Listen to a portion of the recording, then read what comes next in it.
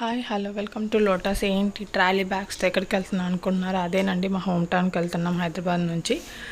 Train ticket తత్కాల్లో book చేశారనమాట మా అక్క. సో అదే ఎంజాయ్ చేస్తున్నాను. చాలా డేస్ తర్వాత, మ్యాక్సిమం నాకు తెలిసి ఒక 3 months తర్వాత వెళ్తున్నాను.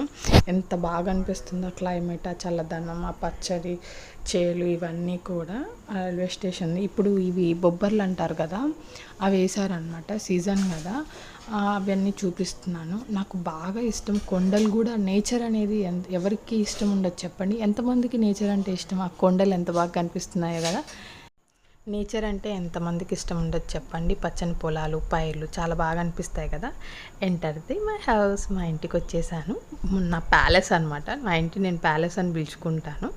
ఫ్రెష్ అంతా అయిపోయి స్నానం చేశాక మా పూజ గది అంటే నాకు చాలా ఇష్టం. ఆ డోర్స్ అవన్నీ కూడా అదే చూపిస్తున్నాను. తర్వాత దండం పెట్టుకున్నాను. మా పూజ గదిలో ఏముంటుంది ఏంటని ఒకసారి చూపిస్తున్నాను. మా అమ్మ మేము వచ్చేసరికి పూజ చేస్తారు కదా, అవన్నీ చేసేసారనమాట.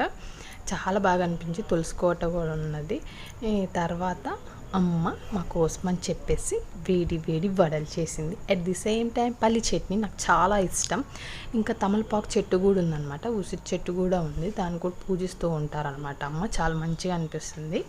అండ్ మాకు కొంచెం గార్డెన్, మా అమ్మకి గార్డెనింగ్ అంటే చాలా ఇష్టము. కొంచెం ముందర ఒక కన్స్ట్రక్షన్ కొంచెం జరుగుతుందన్నమాట, కాలువ పని. అందుకోసం అని చెప్పేసి మా అమ్మ చెట్లన్నీ పక్కనే పోర్షన్ మాదే అనమాట. మొత్తం 2 portions అవి పక్కన పెట్టేసిన చెట్లన్నీ అవే ఒకసారి ఓవర్లుక్ వేస్తుంది అనమాట. రోజ్ ఫ్లవర్స్ అవన్నీ చాలా బాగా అనిపించాయి. తర్వాత వడలు చేసిందని చెప్పాను కదా, ఆ గార్డెనింగ్ అయిపోయినాక వడలు తినేసి నాకు ఇష్టమైన కాఫీ తాగేసాను అనమాట.